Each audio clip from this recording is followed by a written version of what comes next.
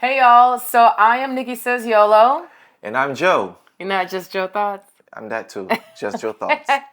Please go ahead and subscribe to that. And subscribe to this channel as well. Yes. Two coconut heads. Yes, so we are the two coconut heads. Yes, we are. We work in media. We're like a hybrid because we work in media, but we're also content creators. Absolutely. As well. So photographer, filmmaker, and we do it all. Like I said, we're a hybrid. Yes.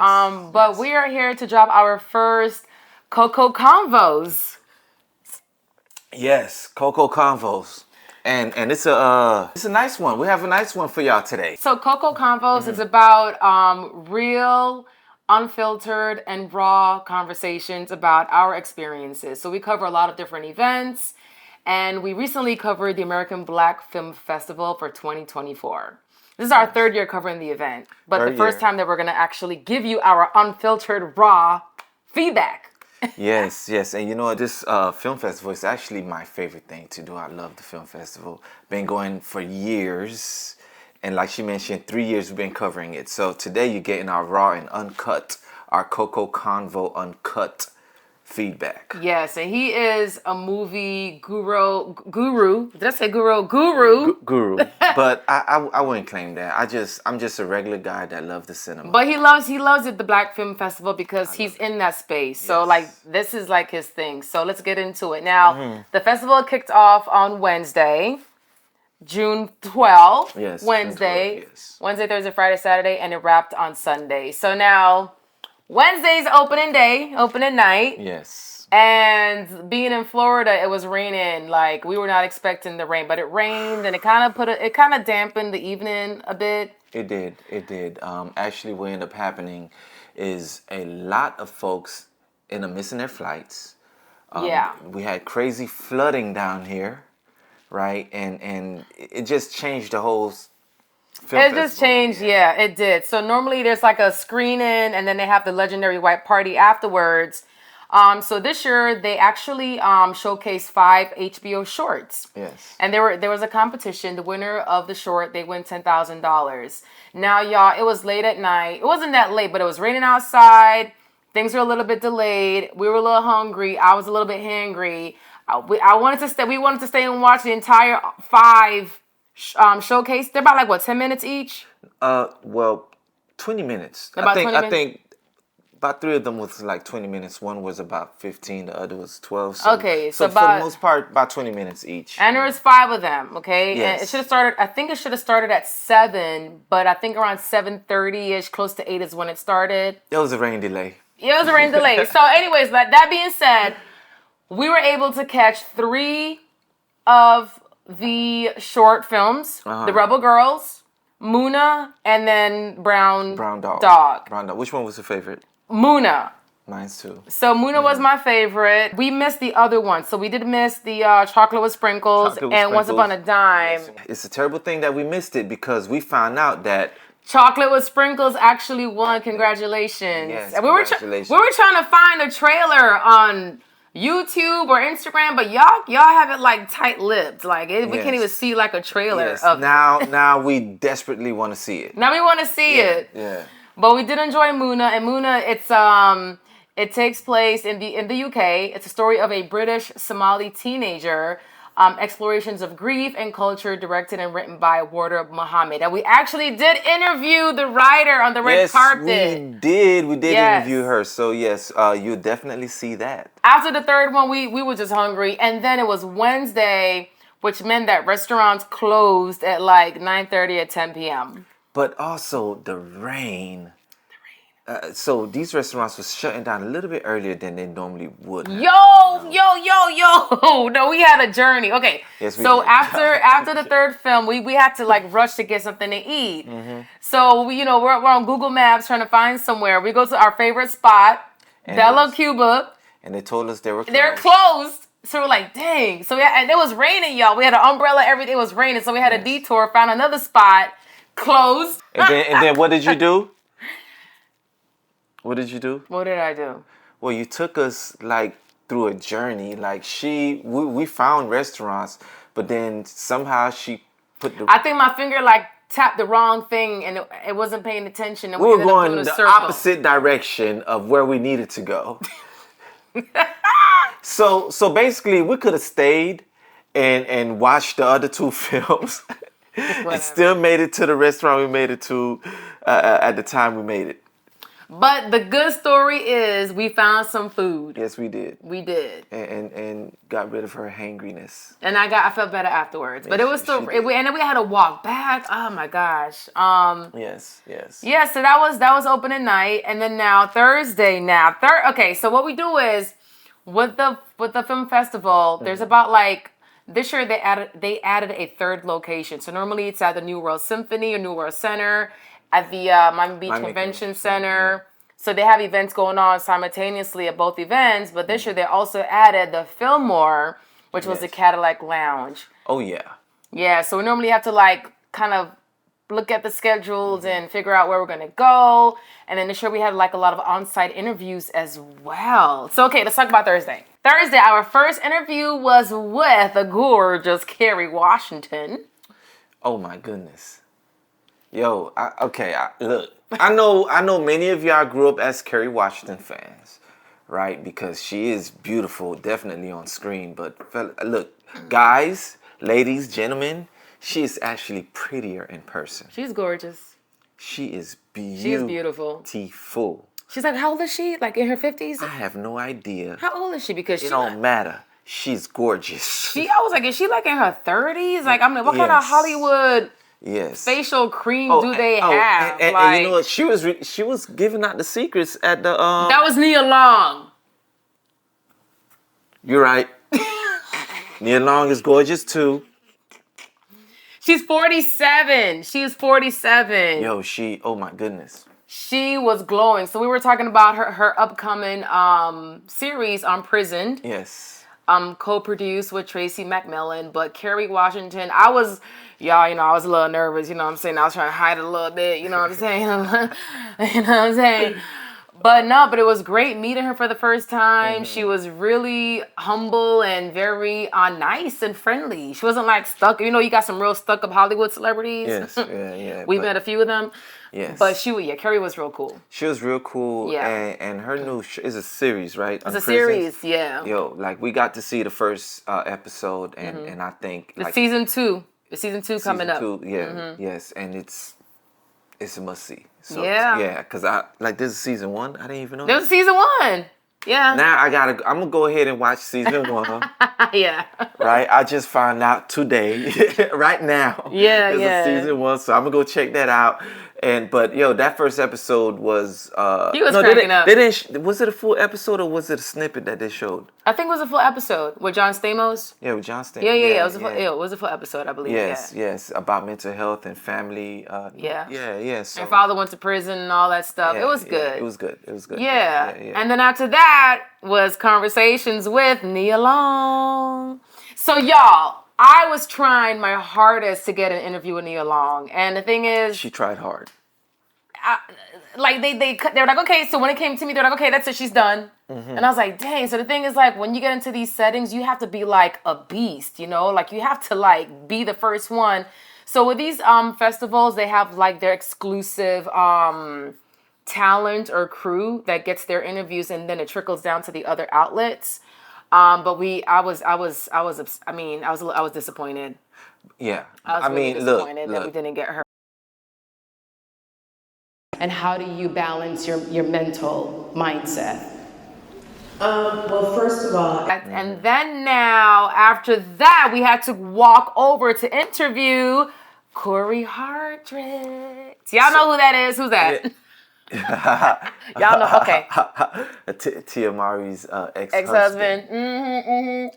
And you know, we went to the Lowe's in Miami Beach we went to his hotel room to interview him. Yeah. Yes, and I must say that is a stand-up brother, a stand-up gentleman. He is. And he is for the people. He is for the people, y'all. He is for the people. So Corey Hardrick, to you, my brother. Yes. Yeah, like I didn't know, I had no idea what to expect. Like I wasn't sure about his personality, how he would like react, you know, but like he was so down to earth. He was so friendly. He was so welcoming. and I made sure to not ask about his personal life. To like refrain from asking. So he was actually promoting 2 different shows. There's a movie coming up, Tyler Perry, Yes. Divorce in Black, with Megan Good. Yes. And he's also in the All-American Homecoming as well on the CW. So I had to make sure that the questions focused on that. But I'm like, dang, like Tia, like, he is such a wonderful person. Like, I don't know about their personal relationship. I have no idea. But given what I learned from him that day, like, he's such a stellar guy. And Well, you know what? Like, I don't like to make my judgments on people Yeah. when I first meet them. Right? Yeah. So people can, they can show up to be one way and then be different. But you can sense when somebody has, you can sense their energy and their vibrations, right? In terms of what type of person. When you dealing with a real solid person. yeah. Right, you know when you're in the presence of one, especially if you are one yourself. If you don't know, then maybe you ain't solid. So, but And he's so handsome. Well, he is very handsome. Like Tia, girl. oh, and what did Megan Good say at the white party, at the all white She party? said, ladies, he's single, ladies, he's Yes. single. I was like, dang. Yes, But dang, I wonder if Tia have any regrets or if she like she I don't- do. You think she do? I think she do. Okay, I mean, okay. Not seriously, right? The reason why I think she do because that's all she's known. Yeah. And then to leave that and then to come into a world that you unfamiliar with a whole bunch of folks that probably not right for you. Well, you can't. I mean, it's and we spoke about that. Maybe Yeah. she was just because they've been together for such a long time, and Yeah. maybe she was just curious about like. sorry about my dog. He We got Loki trying to be Loki. up in the. This is my dog. Coco Loki. combos. Yeah, this is my dog Loki. He just wants some attention right now. That's okay. So yeah, I hope you don't mind. No, it's he's a low key good cool. dog. Yeah, he's cool. very low key. Yeah, no, but I feel like it's okay for her to want to and him to want to go out and explore and figure things out. We don't know what happens in a marriage, but based on my observation, based on me judging from the surface, he's a really stellar guy. He's Yes. very handsome. He's very down to earth. He just seems very caring and very just like I don't know how to explain it, mean, but. Everywhere we went, he was there. He was there, he and then was like, he would say hi. What's up? Yeah. Yo, what's up? Yeah. Hi. He was like, Yeah, yeah. So if do you think like if Tia was to go like if she would want him back, do you think She she'll should take? try to. I think she. Well, if she want him back, I think he probably would take her back. You think so? I think he would. You think he's dating right now? He got a girl right now that we don't know about. Look, right now, he's probably doing whatever he can or whatever he's. He's being real quiet. He's being so real quiet. and I ain't mad at him. But Corey, if you see this, man, my brother, enjoy yourself. Have fun. Enjoy He's yourself. so quiet about his love life. Enjoy yourself. But if she decides to come back and you don't want her back, then hey, man, that's you know her better than we all do. So that's your decision. Exactly. Right? But I do think you'll take her back though, because she's not a bad woman. Yeah, well, based on what I see from the outside, From what I see, she seems like an amazing woman, So I'm sure he chose right when he chose her, Right. And she made a mistake, but she'll you don't know. Don't say that. She made a mistake. if she decide that she want him back, then she realized she made a mistake. Okay, well, what if he wants her back? He wasn't the one that said I want to let go, so he wasn't the one getting rid of her. But do you think that he's tried to like get her back? I believe he did. Okay, I believe he tried to save his marriage. I mean, Well, time will believe tell. he tried. I don't think he did not try. I believe he tried. He did to save try. it. Yes. Okay, well, ironically, So it's on her. It's on her, and ironically now, Tyler Perry's movie Divorce in the Black, it is hitting the screens with ironically Megan Good, which have similar divorce situation. backgrounds. She was divorced too. Yeah, so Tyler Perry think he's slick. Okay, anyways, next, moving on. So later on that day was a Cadillac Lounge And presents Lucky Day. So this is the first time that ABFF actually had a Cadillac Lounge with like performers, like artists, like musicians. And we had no idea what to expect. And that I think started at 7:00. So it's a really nice, it was at the Fillmore, it's really nice, the decor is really nice and everything. but it's a really small, like intimate room. It's not like in the theater section. It's in like a private room. Yes. And with like portable chairs with a little mini stage. It was nice. Yeah. Very nice, very elegant. But like, let's be honest. This is Lucky Daye. It's Lucky Daye. It's Lucky Daye.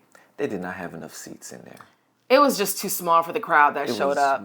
Just too small. Yes. And you know what? They decided okay, you want to continue? You want to go? Okay, well, yeah. So I think it started at 7:00, and then I believe you were like, we should get there at least by 6:30 in case if there's a line. So we got there like at 6:30. And there was a line. And there was a line. Yes. The man makes good music. So, you know, I would like... I mean, it's because of me why you know about Lucky Daye. Because prior to Lucky Daye, he was like, who that? Lucky who? Okay, go ahead. Whatever, right? Whatever. You know, good music will hit your ears eventually, right? If it's good, then it'll hit your ears. If somebody got to put you on them, then, you know, we don't know. But his music, you like his music? His music is good. You know, it's not something. It's not my go-to. But when I hear it, I'm not like turn that crap off, right? No, it's actually good music. So it's solid music. He sounds good. He can sing. He's very talented. He's unique. You know, he's not following mainstream and trying to. Very unique. He's doing his own thing with how he interprets and love and express music. So I can respect that from him. So he's a very talented artist. And that was your second time seeing him. He first saw Lucky Daye in Philadelphia at the Roots Festival or the Roots Picnic. So that was like the first time because I was like, oh my God, What was your first time? How many times you seen Lucky Daye? I know his music. I know, but you said that was my first time. No, that's your first time like knowing about his music. Oh, no, seeing him perform. That's what you just mentioned.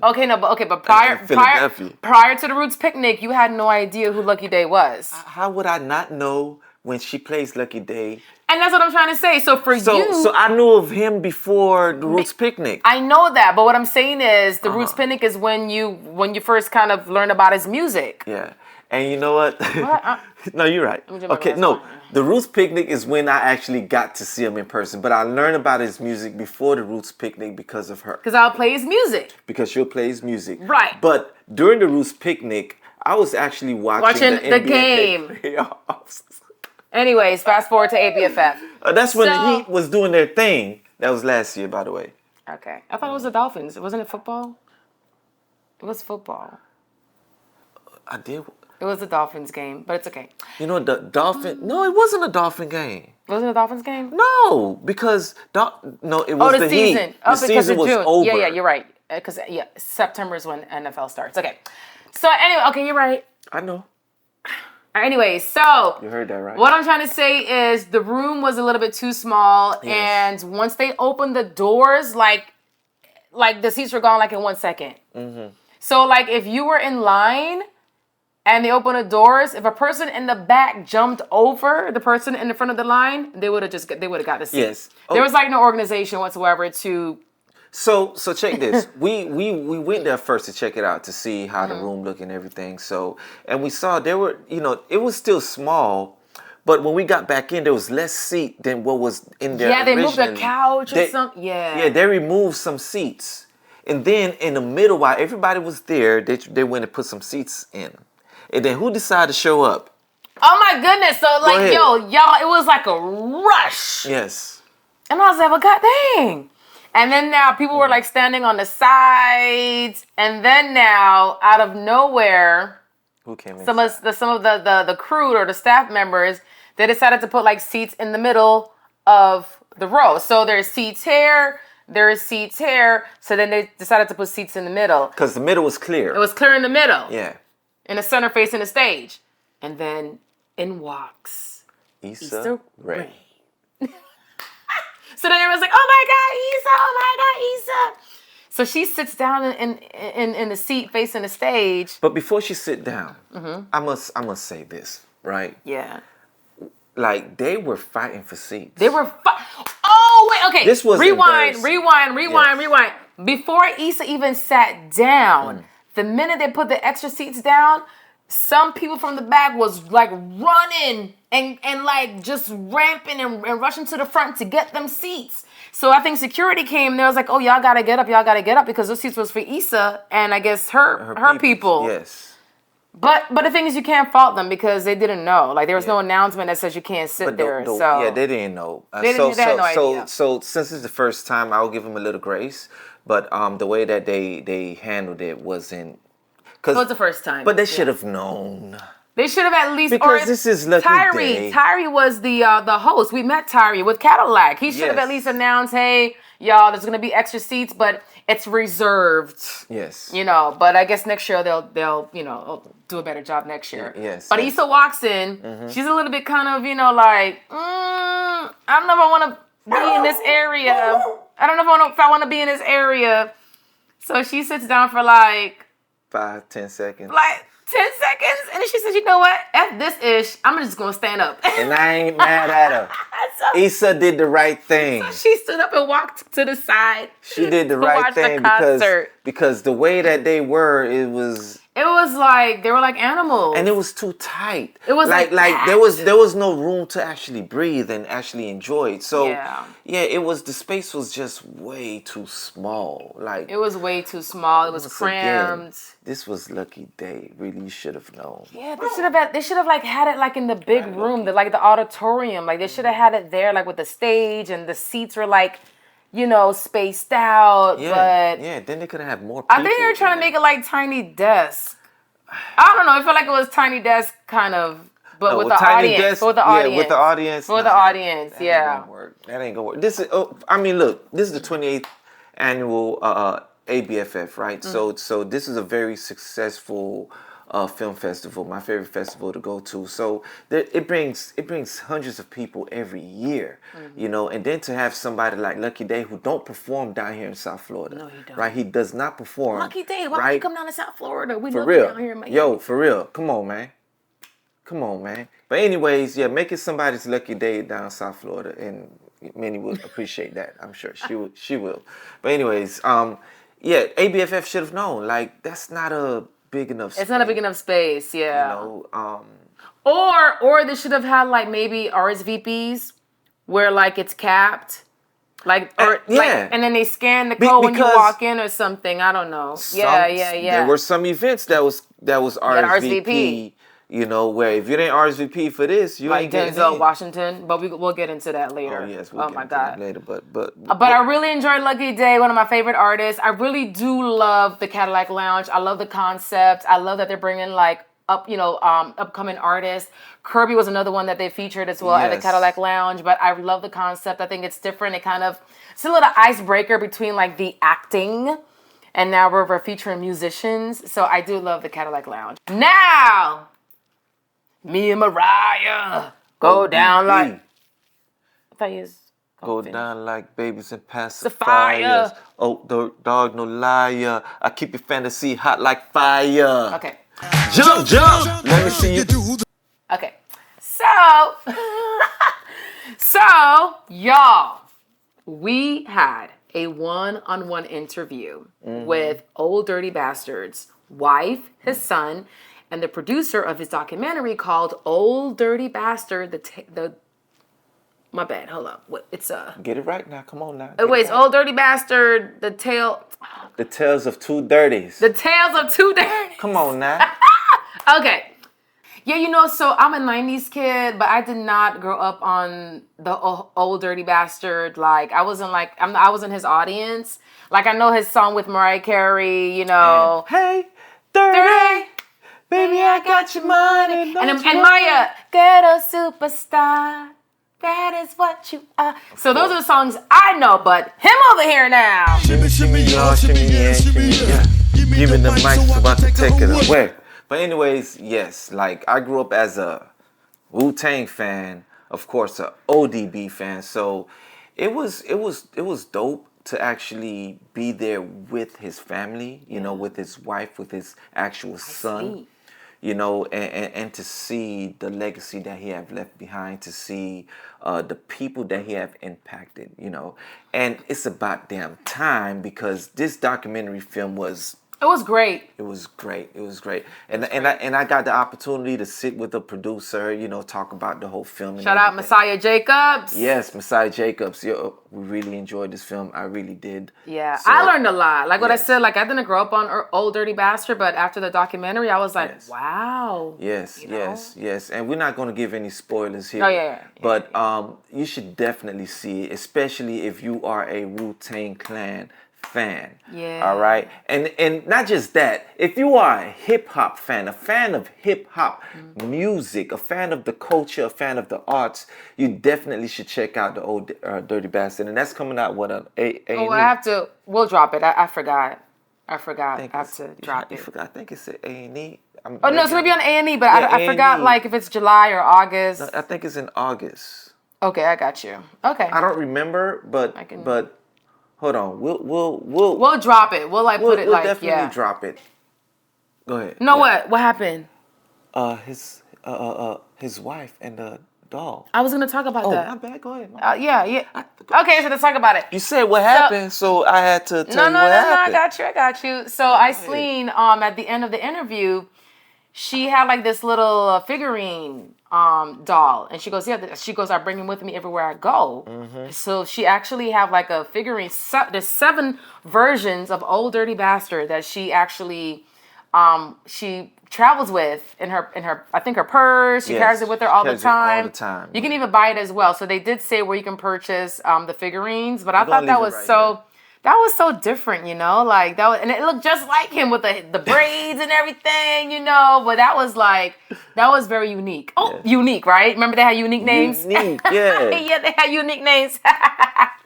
So yeah, you'll learn more about it. Asan Unique. Yeah. It was beautiful. No, that's the Old Dirty Bastard's name, Asan Unique. Unique, yeah. I don't like to watch a documentary film, especially if I know who the documentary film is about and I don't learn anything. Yeah. And for me, I know who Old Dirty Bastard is. I've pretty much watched his entire career. I know a lot about his life. And I came out learning something new, something that I did not know before. So shout out to the filmmakers, making this film.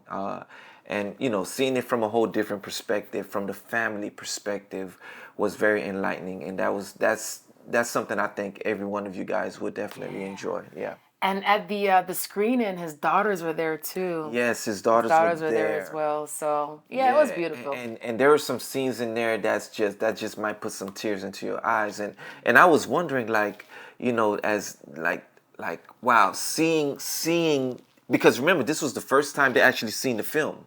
Oh yeah. But they started crying. I don't know if you saw, but they started crying. I think Iceline started crying. I would imagine they started crying because it's like you grew up with him, as with your father when you was a child, but now you're an adult. Like your father's been out of your life for about 20 years now, right? And now 20 years later, you're an adult and you're smarter now. You're more full aware of yourself, and you're seeing that history. I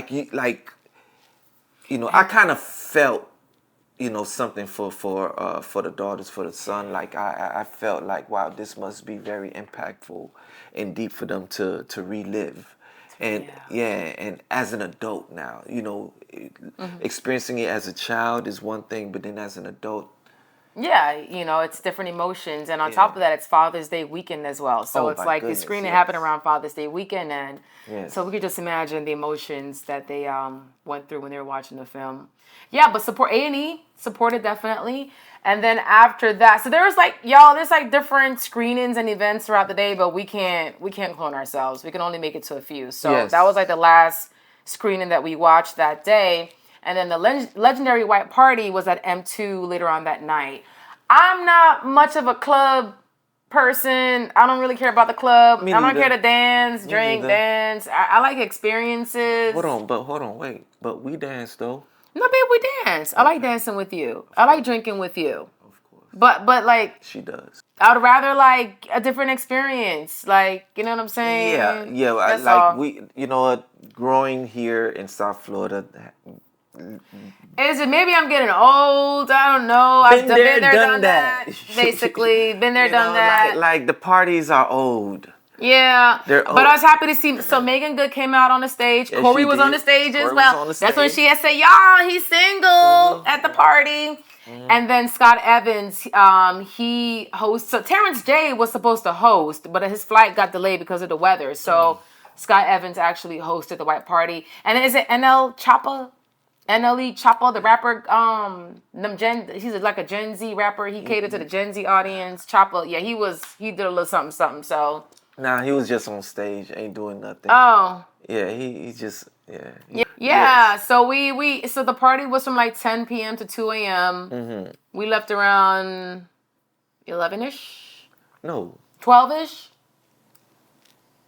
No, we got there at like 11. We got there at around 11. And we left at 1. We left at 1. We left at 1 o'clock. Yeah, at 1 o'clock. Yeah, we left at 1 o'clock. And the thing is, like, We just left the all-white party.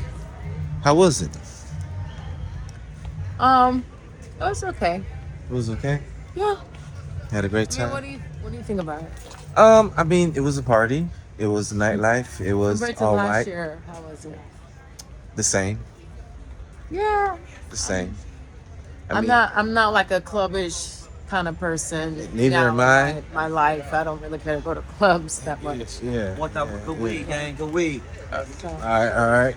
Neither am I. However, That yellow light. we had a good time. I mean, I had a good time. We had got some drinks. It was like over $60 for like 2 drinks. Yes. And we got 2 drinks 2 times. It was like watered down. Like So we spent like $120 for watered down drinks. yeah. But it's okay. It's okay. It's South Beach. I ain't going to South Beach unless I'm making some money down Unless there. it's ABFF or Art Basel or some event happening. If it's Yeah. not for like any special events, we're Then- not. You yeah, don't we- catch us over the bridge. Unless you're paying us to be down And there. if you're paying us to be there, we'll be down Yeah, there. we'll be down there. Yeah, You know, but you it's got just- some money for us. We'll be there. We'll be there. Yes. Friday now, yes. Conversations with Issa Rae featuring Kenya Barris. Yes. And if you don't know who Kenya Barris is, Did I say it wrong? I said Barris. What did I say? You know the Jamaican. I can't pronounce certain things properly sometimes. I think you said it right. Okay, go ahead, You okay. see, I ain't trying to correct you. I just went with it. Okay. Kenya Barris. Barris. Right? Yes. So, anyways, if you don't know who he is the creator of Blackish, Grownish. Grownish, Mixish, Mixed-ish. and I mean he's been in the game in the film industry for many years. Started as a personal assistant. Yeah. You know, so it was cool to just see his experience and see what he have gone through in the industry to where he's at right now, making huge deals in Hollywood, creating stories, giving these actors jobs. You Yeah. know, yes, because they need to make money too. Yeah, they do. And Issa did a great job. I love Yes. Issa, like, whenever she moderates, she's so herself. She has, like, no filter. And I'm gonna tell you right now, Issa Rae got some very nice melanin on her. Oh, yeah, her stylist, she's so, like, she's not revealing nothing. Like, her outfits are so cute and conservative, but sexy at the same time. Yes, You know what I'm yes. saying? So It shout out to fits her her. stylist. It That's what she is. It fits her, you know, and, Yeah. and it's like she was glowing the entire week. She you know? was. Yeah. So yeah. Dang, we should have did, like, a Issa Rae, like, montage of her outfits. Next time. Dang. Okay, next time. We'll do that next time. Okay. We got you next year, Issa Rae. Yes, like, just like day one. If you see this, make sure we Yeah, Issa, because we came in 2022 when you were the ambassador, and we was trying to at least get a picture with you, and you was like, and then you disappeared. And then now we tried again last year, I think. And you know what? Wait, was it last year? Okay, I don't know. Then this year, now of course you're the creative director, so I was like, we ain't getting shit from her this year. facts. Forget that. Facts. Yes. But Issa, come on, show some love. At least a picture or a selfie or something. Yes. I seen you took a picture with Bevy in Bevy Smith, a little selfie, just asking for the same as well. Okay, Yes. done. Yes. Now, after the conversation, and then I did get up to ask a question. So I had a question for Kenya. So I was the last cutoff to ask Kenya my question. Oh my God. I was the last one. Oh my God. Yes. And yes. my question was cute though. Yes. My question was real cute. Wait till y'all hear it. My And question was so cute. yeah, you're gonna hear the question. Will there be like a Caribbean-ish coming out in the future? Okay, all right, okay. So after that now was All American and All American Homecoming. Now I don't really watch that show. It's on a CW. You watch All American. I've watched All American. I've seen the first couple of seasons. It's a show that I've actually grown to enjoy and love. It's a very good show, especially the high school version. And yeah, if you haven't seen it, I think they're discontinuing the show, right? Yeah, so the All American Homecoming season 3, that's going to be the last season. Yeah. Yes, and it was a good show. Like it had a good run.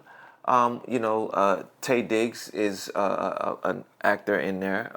Tay Diggs is in it? Yeah, you didn't know that? I just haven't watch it. That is she. But why he wasn't on the red carpet? Okay, anyways. I had no idea. It was about the younger actors. It's high school. Tay Diggs is a football coach in the show. For All American. For All American. Because Corey is a coach for Homecoming. For Homecoming. Yeah, yes, okay. Yes. So, y'all, okay, I learned that day that there were 2 versions, okay? I'm thinking that I'm interviewing the cast of All American Homecoming. Mm-hmm. So it's Daniel Ezra, it's Michael Evans, Bailing, and Breezy. Okay, so I'm like, hey y'all, I'm Nikki, with MIA Magazine. Mm-hmm. We're here to talk about All American Homecoming, and they're like, All American? All American Homecoming, yes. That's not our show. No, Homecoming is the other 2. We're the original show. All American. Cut the tape. We're gonna do a retake. But you know what? I mean, like we've learned that we have to do research, because let's keep it real, right? We're not gonna know every single one of these celebrities. We're not. The main lead for All American is Daniel Ezra, and I don't know, he's British. He's British, and his grandparents are Jamaican. I was like, all right, connection. Yeah. So after that little mishap, I was like, all right, y'all, take 2. But they were really cool and everything. They're very down to earth. And then now All American Homecoming was Jeffrey Maya. And then Corey Hardrick, he's also in Homecoming as well. But Jeffrey is gorgeous. She's really beautiful. We spoke about HBCUs. Down here in South Florida, we have the Orange Blossom Classic. Yes. And so we touched kind of, briefly on that as well. So, you know what? I'm gonna watch season 3. Because of Jeffrey, Maya, and Corey, I'm curious about it now. So I'm gonna tune in. You know what? I'm gonna tune in as well. Yeah, I'm gonna tune in. Yes, yeah, definitely. Now after that, okay, so y'all, after that was another Cadillac Lounge with Kirby, but there was a conflict. It was either Kirby or Down in the Valley where the girls get naked. P Valley Nico was doing his premiere. So he's like, I don't watch P Valley, but I watch P Valley. Look. I was more for Kirby. What are you doing that for? I wanted to see Kirby, and I'm gonna keep it 100. I didn't know who Kirby is. She's a new artist, right?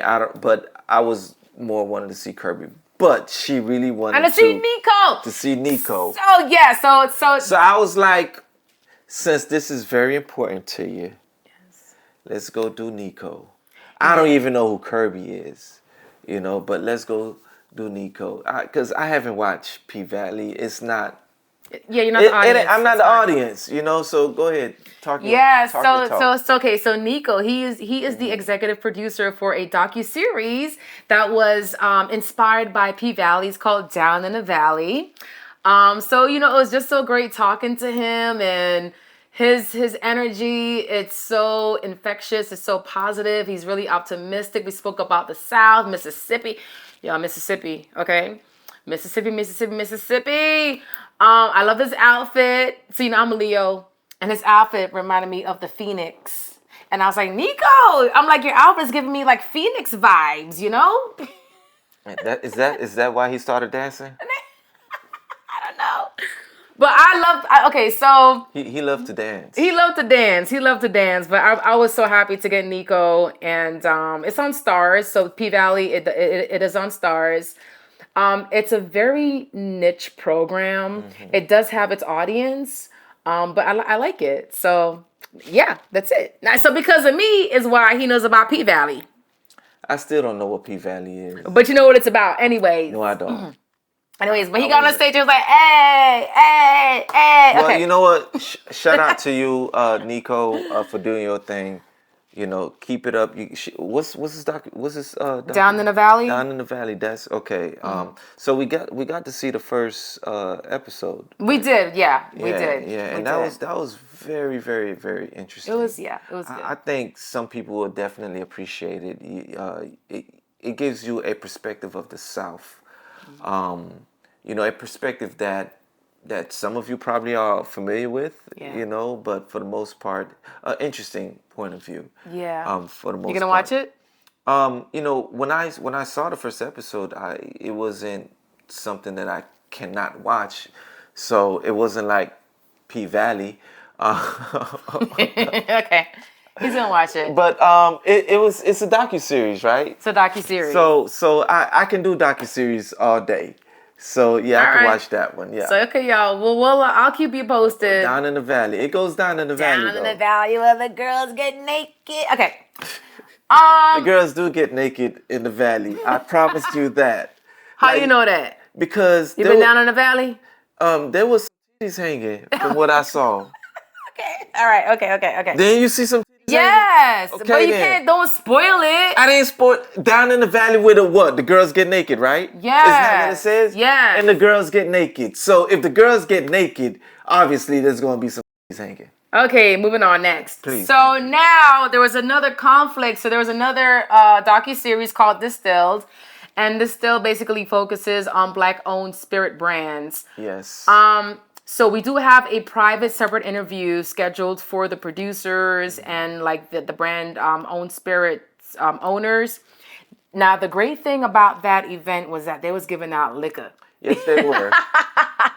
Yes, they were. Her favorite part of the night. His too. So like they were giving out. Okay, so his preference is like whiskey, bourbon, scotch. That's his thing. Mm-hmm. But they were giving out like they had like these drinks, like gin drinks. They had like a vodka. He's like, but he still tried it though. All black owned. They're all Black owned. All black owned. Now I must admit, right? I would have loved to try them straight. You know, that's how you know if it's really good. So they gave us a mix, right? And I'm not a vodka guy. I'm not a gin guy. And I had their vodka. I had their gin. But it was yeah. So they had normally when I drink vodka and gin, it just gives me a headache. So that's why I stick to my bourbon, scotch, or whiskey. So it didn't do that to me, you know. And whoever was mixing the drinks back there, they did a pretty good job because it didn't taste. It was good. It was pretty good. But my favorite. So okay, wait. So we were getting ready to leave to go to another screen and another event. Yes. And the minute that we was walking out the doors, Yeah, when we were walking out the door, we saw a tray of old fashioned. fashions. And she knew I like old. And they was like, okay, wait a minute. So he Uh-huh. goes, you can only drink it inside. So it was like, all right, no problem. So we grabbed our drinks and went right back inside. Went right back inside and enjoyed our old fashioned. and I must admit, that was a good old fashioned. It was good. Look, not everybody makes a good old fashioned. Yeah. You know, it should. I don't like when it's too sweet. Like that one was good. That one was good. You Yeah. know, it was just the perfect blend. You know, and Yeah. most places they just make it different. But of course, the whiskey matters. Yeah. Right? So Well, I took a picture of it. It's a bourbon. Yeah. It's a 4 Mosaic bourbon. Yes. It had hella aromatic bitters and simple syrup. that's it. I mean, that's all. That's all That's old it. It was fashioned really is. good. It's just bitters, simple syrup, and a bourbon. That's it. Yeah, and I do That's want to it. say that and a orange peel. I didn't see an orange peel in it. I didn't have an orange peel in that one. They had a slice of orange in it. Okay, I wasn't paying attention. Okay, She was just drinking it. I was just drinking it. But I do want to say that Distilled is courtesy of Pronghorn. So they're the ones that actually brought the docuseries together. All right, so yeah. And then after that now was the comedy, the Because They're Funny ABFF comedy show hosted by Chris Spencer. Yes, Chris Spencer. I couldn't think of his name right now. But I must say, Chris Spencer was funny as hell. Oh, that's like saying Lisa instead of Lisa Rae. Mona Scott Young. you will get shot. The one in the lady was good. What's her name? Her in the white dress. Yes, yes. She was. Oh, Apple Brown Betty. Apple Brown Betty. You kept me up, girl. Oh, who was the first one that went out? I don't know. The first one to me was not that funny. Maybe that's why I started to fall asleep. After every comic, Chris Spencer has something to say. Okay. And to me that was the funniest part of the. You thought he was Jamaican or something? Didn't you say the Jamaican guy or something like that? I think he is Jamaican. Chris Is he Spencer. Jamaican? Okay, we'll look it up. There's a lot of Jamaicans. But he was like the Jamaican guy. I guess he was making Jamaican jokes or references. Okay, whatever. I was in and out. I was tired. So he more so enjoyed it than I did. Yes. And I was trying to fake like I was not sleeping. I was trying to fake. She was literally on my shoulders like this. Well, then I was trying to have my eyes open. Okay, whatever. That's how you was. whatever.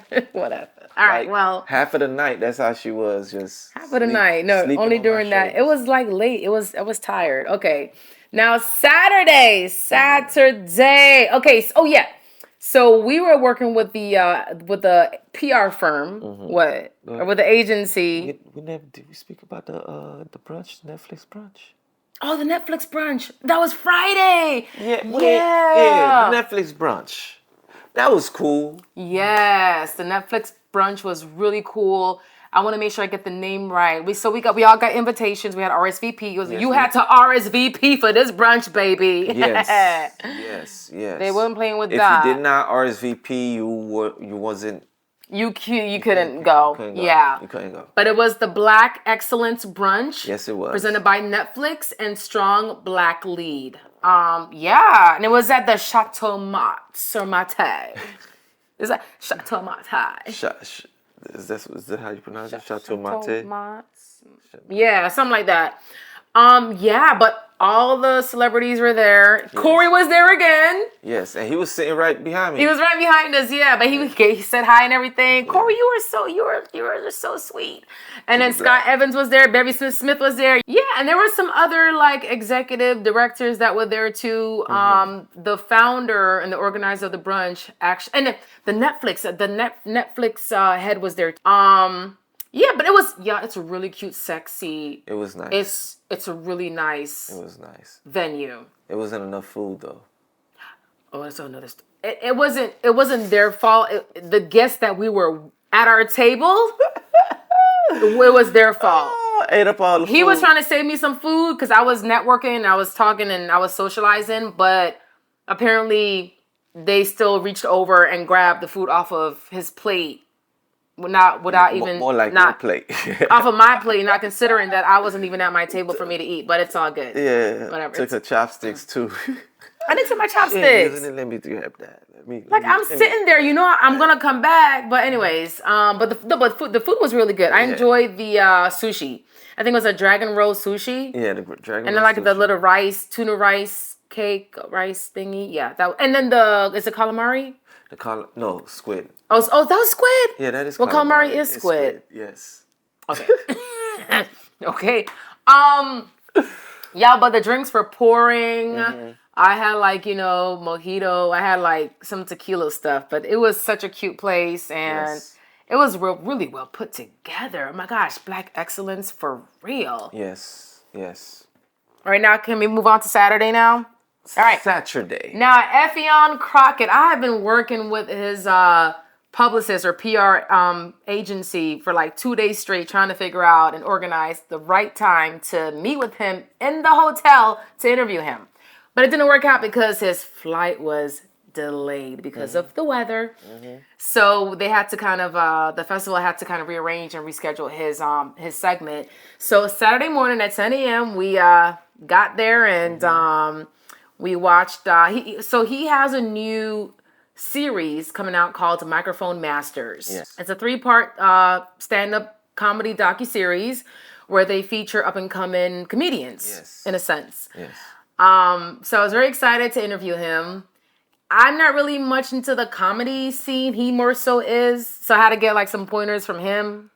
But I know he was on Wild 'N Out, and he was on in a couple of movies and stuff. Yeah, Affion Crockett. Along with Delmar Washington as well, so we can't forget Delmar. Yes. So he's been in the game since the 90s. Yeah. Right. So he's an old head in the game, of being a stand-up comedian. He's really known for his many voices. Oh, yeah, impersonations. Impersonations. Yeah. Yeah. So that's his thing. But not, he went and put together a docuseries on comics, comics that he thought is pretty funny. Yeah.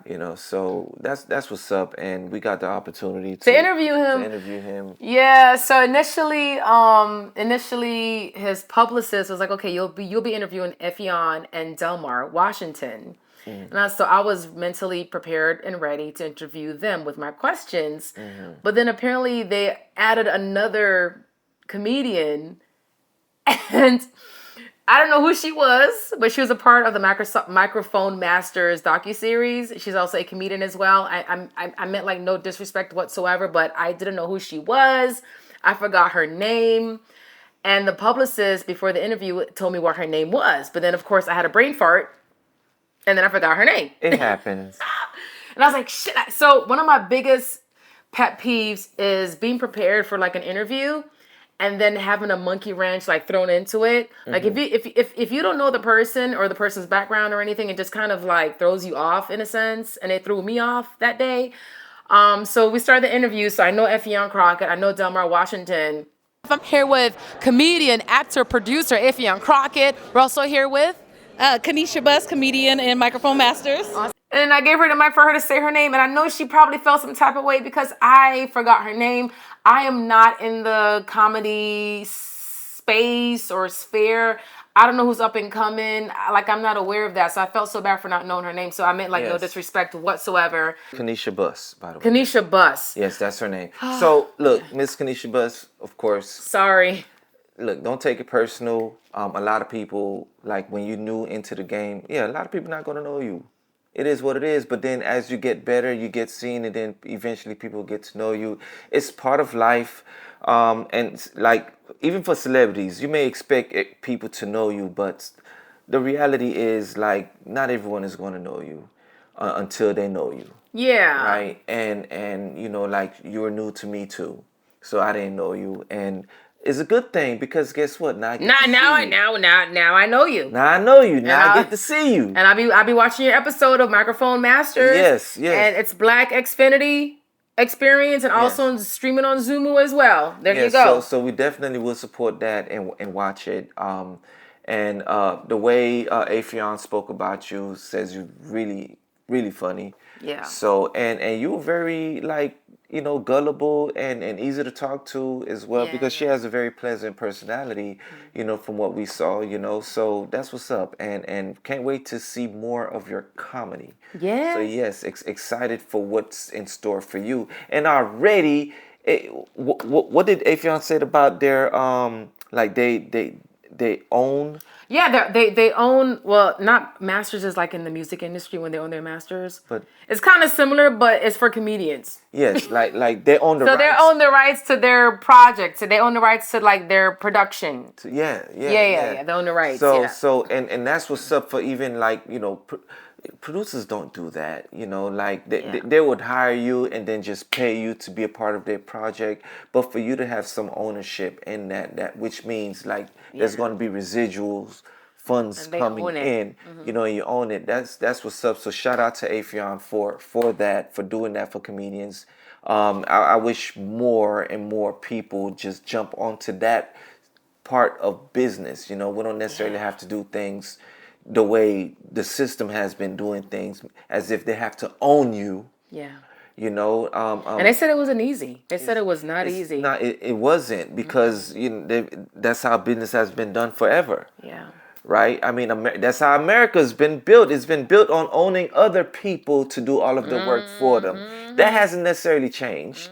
And it still continues in the music industry, in the film industry, and obviously in the comedy industry. They're not like us. They're not like us. So let's do for us and support us and respect one another with their arts, especially if you're good at it. Yeah, you have to be good at what you do. Right? Yeah, and let's just keep it 100. If you ain't good, then just Right. Step aside for those who's actually good, who's actually talented, you know.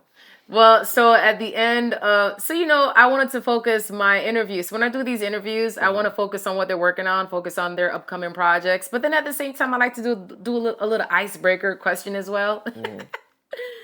Yes. So y'all, everybody done seen, oh my, why am I having Cat Williams interview on Club Shay Shay, and Cat was talking about black comedians having to wear dresses or dress as a woman. So I wanted to ask Effion his take on black men in comedy having to wear dresses and skirts. You gonna say something? We normally discuss the questions. But I didn't tell him I was gonna ask She that didn't question. tell me that. I normally run my questions by him. So I was shocked, as Effion was shocked, as they were shocked that she would ask this question. What is your take on comedian men wearing dresses? Oh, you why you do that? Why you had this great interview and then you gonna turn onto the drama? I asked. And you know what? Like, shout out to Effion because he gave the best answer that anyone can give to that. And he gave a good answer, y'all. So if you want to see the answer, we're going to drop it. We're going to edit that part, and then we'll let you know when it drops. Yes, So definitely. All right, but that was great, though. So after Effion was Beyond the Screen, Black Dad's Offset. Introducing Lance Gross, Carl Jones, and Leroyce Hawkins. Now, y'all, I had no idea who Carl Jones was until he told me about Carl Jones. Yes. The Boondocks. Yeah, he's the executive producer of the Boondocks, as well as a producer and writer of Black Dynamite, the animation Black Dynamite. So if you're a fan of the Boondocks, which I hope you are, right? Because if you're not, I don't know, something's wrong with you. But anyways, I'm joking, but I'm serious. But yeah, so it's an amazing show, and it was dope to actually meet Carl Jones. You know, to get. I was so happy with you. No, because you're like he's all about comedy. He likes Effion. He's all about anime and look. I'm all about the arts. I know, I love creatives that are very creative. But he's really big into like anime and the whole like animation. I do love anime. Yeah. All right. And you love the Boondocks. And you love Black Dynamite. I love the. So what did I say that was wrong? You didn't say nothing wrong, okay? He was happy. I was happy to see Lance Gross, and he was inspired. You saw Lance Gross last year. So I saw him again this year. Anyways, and then so Leroyce Hawkins, right? I to be honest, I had no idea who that was, and then I learned that he's on Chicago PD.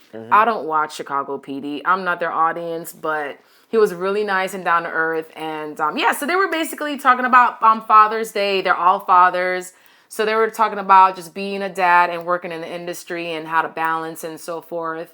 So that was pretty cool. It was cool. Yeah, presented by Walmart. They did it last year too. So last year it was the same thing, but it was with Lawrence Tate, Morris Chestnut. And then after that, so we had another 101 Hotel interview with the Freedom Hair. And if you don't know me, I'm such a big advocate on women of color, black women, embracing and rocking their natural tresses. So Freedom Hair, we had the opportunity to interview the executive producer, Melanie Armstrong, and also the lead and actress, Simona Brown, who plays Melanie in this movie. It's based on true events. It's a true story.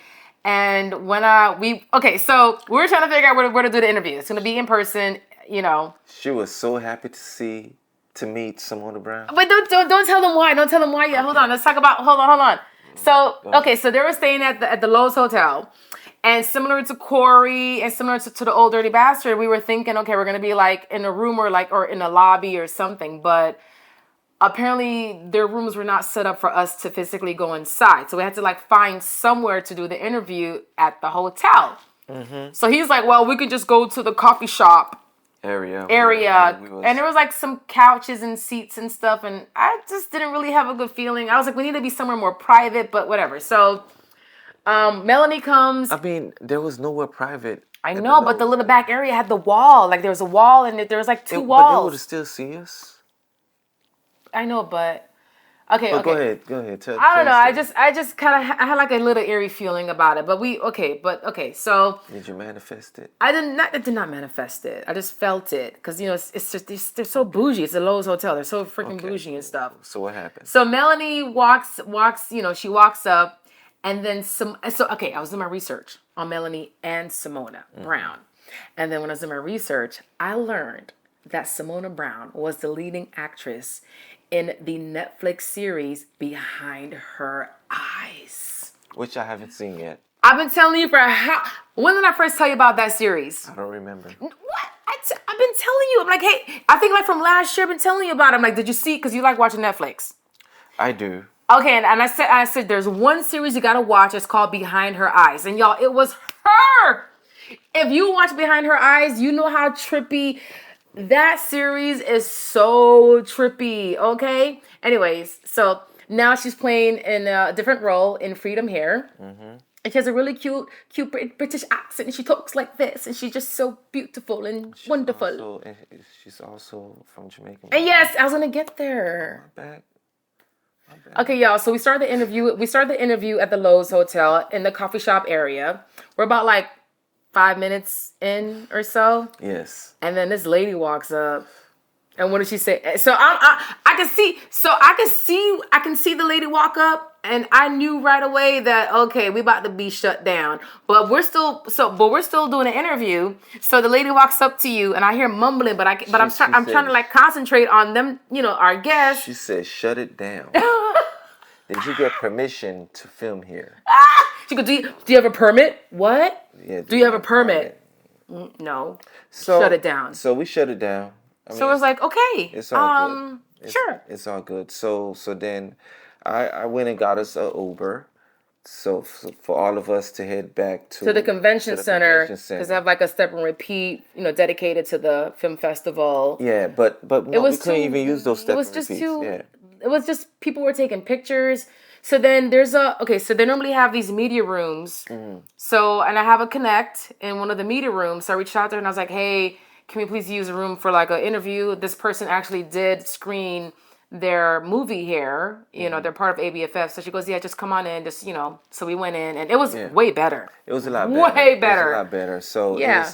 It was a lot better. It was very, very quiet. There weren't people walking in the background. There wasn't no sounds of restaurant noises and spoons hitting plates. We didn't feel rushed or anything. It flowed really good. Yeah. So it was pretty cool. Good.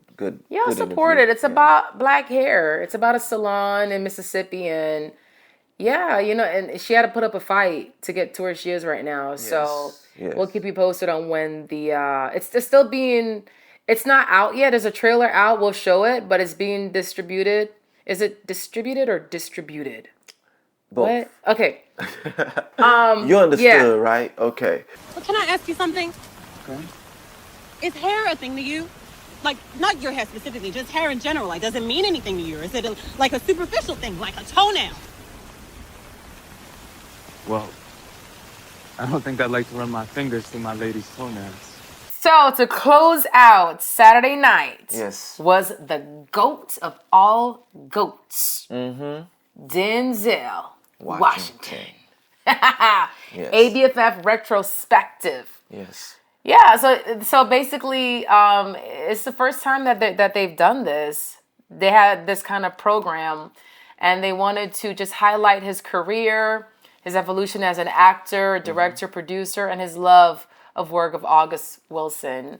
Yes. And who moderated the talk. The moderator was. Hold on, before we get to the moderator. So like, all right. So we were at the Miami Convention Center. Oh yes, I skipped that part. Yes, we're at the Miami Convention Center, and we were leaving. We decided, you know what? Okay, let's at least be there by 6:00, so we could be in front of the. Because the doors open at 7. Because the doors open at 7. So at 5:30, I said, oh, you know what? Let's go.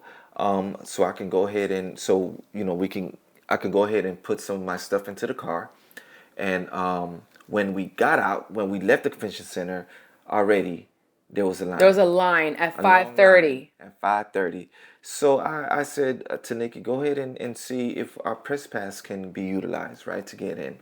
And I went to the car, and then as I got back, and I noticed Nikki was at the back of the line. Them passes was not gonna work for Denzel. It wasn't going to work. So, so we try to figure out, use our connects to try to get in, right? But get in and have a good seat. Yeah. That's what was important, right? We wanted to be able to get in and have a good seat. So, go ahead. Tell that. Oh my God, which part? Like, it was so complicated. A lot was happening. There's a lot happening. Long story short, we were only able to secure one seat. Yes. And I was fighting really hard to get 2 seats. I mean, it's 2 of us. The organizer of the event, she said, look, you have 1 seat. The doors are going to open really soon. I advise that you take your 1 seat now, because once the doors open, I can't guarantee that you're going to have that seat. And I was like, shit. So then called Daye, and I was like, look, I'm going to go inside. Let me see what I could do. Just stay in the line for right now. Stay in the long ass line, and we'll figure out a way for you to get your seat. And she kept calling me, and I was telling her, look, don't worry, just get your seat, just be there. So don't worry about me, we'll figure it out, don't worry about me. Yeah, don't worry about me. If I'm in, I'm in. If not, at least you in, you get to see it. Right, but we got in there. We got in. And we got our seats. And then you wanna go ahead with that? Once we got inside, we got our seat, and we took a deep breath. We was like, all right. We good now. We get to see Denzel Washington. Right? Yeah. But go ahead. So Jeff Friday and Issa come out to make the introduction and to introduce the moderator. Her name is Shaz Ebert. Yes. All right. So they made the introduction. Stellar credentials, stellar background, reputable based on what they read and what they said. And then now Chaz comes out. And I don't know who Chaz is. I don't know who that lady is. But based on what Issa and Jeff said about her in the beginning, I was like, all right, she got that. She good. She's good. So she comes out.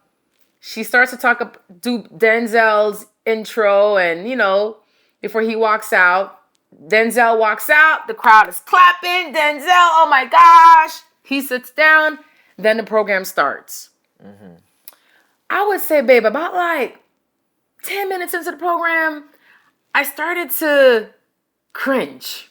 I was like, wait a minute, is it me, or did she really just ask that question? Or is it me, or did she not pick up on the tone of his response?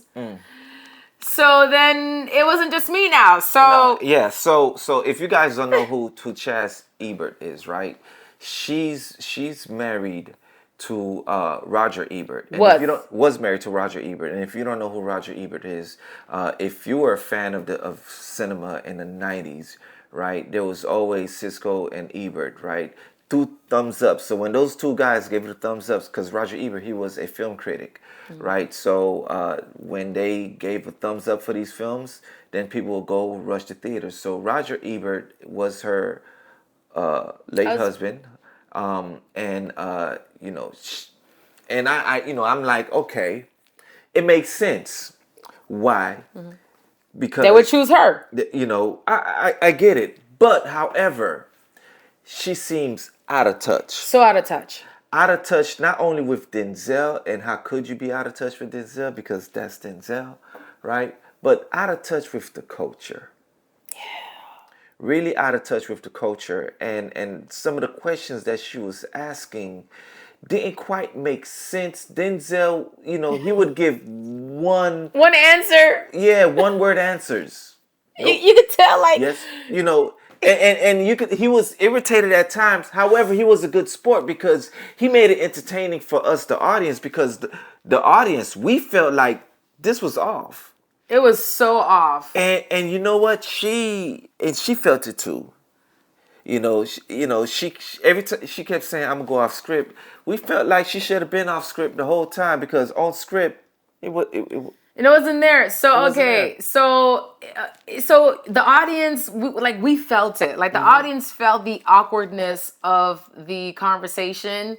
It just was not synchronizing. And then Denzel, you can tell he kind of like tuned out, or he'll say, "What'd you say? What's your question? I don't understand your question. Say it again." So, and then, it was like, I was so embarrassed. And then the audience, like they were like, we were talking, we could hear people talking and saying, oh my gosh, what is she doing? She's so out of tune. Yeah. And then at one point, and then she got up. Then she realized how awkward it was. Yeah. So then she gets up and then she says, when I get nervous or anxious, I get up. She's a former attorney. Oh, she's a former attorney. She's a businesswoman, yeah. Yes. But she says when she gets anxious and nervous, she gets up. Uh-huh. Then she get up and go in front of Denzel, and he was like, look at them in their face. So she got up out of her seat, walked over to Denzel, and looked him in his face. Yeah. And then to get rid of her nervousness. And then he's like, he was like, I wasn't sure what she was about to do. No, because he was and then he sat like this, like, what is this lady about to do? Okay, and then. So at that point, I just got tense. I was just like, oh, I can't watch anymore. I can't watch this. I can't. Like crazy, you know. So after she did that and she sat back down, the crowd started to chant, "Toss the script." No. She goes, well, it's a script. Yeah. I'm going off of the script. So he was like, nah, don't go off the script. Just. And the crowd started chanting. The crowd was like, throw the script away. Toss the script. Toss the script. To where Denzel went and reached for the script to be like, let me take this script and get rid of it. She held on to it. She's like, no, as if she wouldn't know what else to do without the script. Without the script. Like, the script should be a guide. Like, it should be a guide. Yeah. And it's supposed to be a conversation. And it should be and it was more like you got these lame questions. It was so robotic and so, like, uniformed. Like, it just didn't match. And then Denzel FaceTimed his wife. Yes, he did. And I'm glad he did. That was a good icebreaker. He FaceTimed Pauletta in the middle of the interview. Yes. And then she picks up. Yes. And then I think she asked for Issa. Yeah, so she asked for Issa, so he gave the phone to Issa. You know? He was having he was being interviewed and having a FaceTime conversation with his wife. That was so funny. Yo, Denzel, that was the most nigga shit I've ever seen. Like, straight up. Wow. But my thing is, like, I wonder how Jeff Friday and Issa Rae, I wonder what their reaction was. Like, during the interview, I wonder, like, what they were thinking. Were they like, oh my God, I can't believe this is happening. Yeah, like, even though it did not go the way she wanted it to go, because even Denzel mentioned that. It's not going the way you want it to, huh? Yeah, he said that. It's not going, yeah. She goes, yeah, it's not. You know, but you could tell how much of a pro Denzel is, because Denzel still understood. He was so humble with it. That because Denzel, he's a classically trained actor. Mm-hmm. He understands that where there's a crowd, he must perform. I think I don't know if he's saying that or thinking that, but I think subconsciously it's probably there. And he kind of performed for us. He kind of made it entertaining for us, even though he felt the tension that we felt. We felt it's like Denzel is in tune with the crowd, and he was doing whatever he needed to do to keep us laughing and having a good time with it, you know. So everybody was like, man, what's wrong with this woman? But at the same time, that's right, Denzel. Yeah, that's right. We was just. Yeah. There was mixed feelings going on there, but it was dope. Denzel really did his thing there. You have to pick up on body language, like Effion, right? When Effion said to me, "How are you gonna ask that kind of question?" You know, in the middle of this kind of good interview, like you have to pick up on the tones, and it's just she wasn't able to read him, or she wasn't able to shift. Mm-hmm. It felt like she did not know him well enough. Yeah. Right. And then she asking the same question. He goes, didn't I just answer? He was like, didn't I just answer that question? Or when she did go off the script, she goes, well, you're the sexiest man. You were voted the sexiest man. How does it feel? I'm paraphrasing. How does it feel to be seen as the sexiest man? It's like, that's not a question you ask Denzel Washington. Yeah. You know. Yeah, but I wish she would have asked about AI. Mm-hmm. How is AI impacting the film industry? How is AI impacting jobs of writers and directors or graphic designers? Like, ask about the evolution of social media, about actors being discovered on YouTube versus the traditional way. Like, you know, but he spoke about his kids being in the industry, but just ask those like, thought-provoking questions. Last time he was here, he was what? He was at 1998, 1998, I think, yeah. And then it's like, damn, y'all brought me back here for this? Y'all brought me back here for this? Oh, wait. And then she kept saying, what's your favorite movie? And he was like, well, I don't watch movies like that. Or something like that. Yeah. And then she asked him again, what's your favorite movie? Yeah. And the crowd, I'm like, he already answered that question. Yeah. But you know what? He has a new movie coming out. Gladiator 2 is coming out. I don't know when, but he is coming. It's coming up soon. Gladiator 2. So and he just finished filming doing a film with Spike Lee. Yes, and he couldn't give us details about Couldn't give that. us details. Yeah, but there is a Denzel and Spike Lee movie coming out again. And if you know when those two brothers get together, it's magic. Yes. It's magic. I'm sure you guys seen Malcolm X. Again, this is our third year covering ABFF. After Saturday was a long day. We didn't eat at all day Saturday.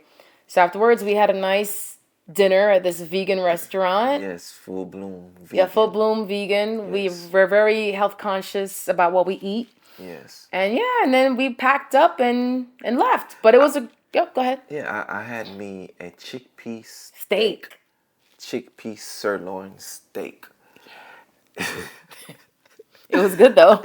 It was good, It was some Brussels sprouts and sweet potato puree. It was good. I wouldn't call it a steak though, but I see what they were trying to do with it. But it was good. I had a poke. I had a lime main mushroom. A lime main mushroom poke. Coconut rice. It was good. Coconut rice. Was good. Yeah. So Full Bloom Vegan in South Beach. It was good. Yes, definitely check them out. And we do have videos for that. So we do have videos about where we ate and so forth. So that would be like a different video. But I really enjoyed ABFF this year. Did you like it this year? I enjoyed it. It's my favorite festival. But this is our third year covering it. Third year covering it, but this is probably like the 6th or 7th time you've attended ABFF. Okay. So I love it. Of course, I love the films. I love learning about new filmmakers, new films that's coming out, new TV series.